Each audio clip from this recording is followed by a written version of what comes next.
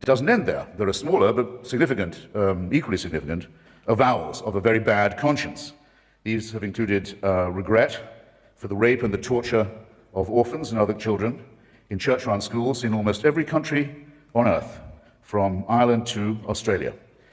These are very serious matters. They're not to be laughed off by references to the occasional work of Catholic charities. But I draw your attention not just to the apologies, ladies and gentlemen, but to the evasive and euphemistic form that they take.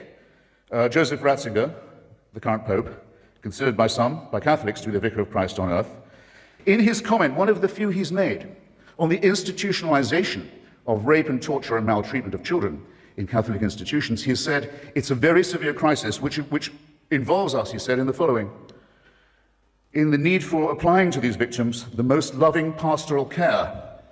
Well, I'm sorry, they've already had that. And to say that this is the responsibility laid upon you by the horrific admission that you've already had to make is not accepting responsibility in any adult sense. The same euphemism.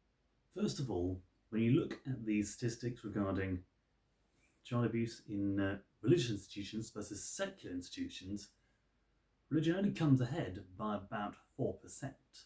Not even that, really.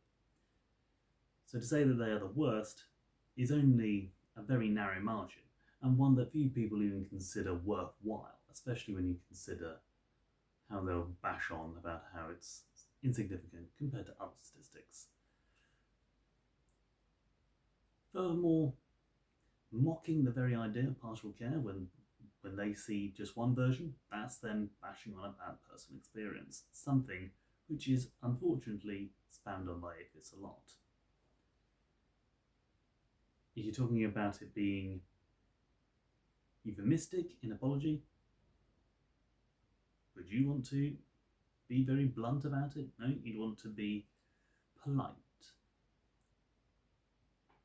You may think they need to be blunt, but rudeness never comes across well with anyone, least of all in the church.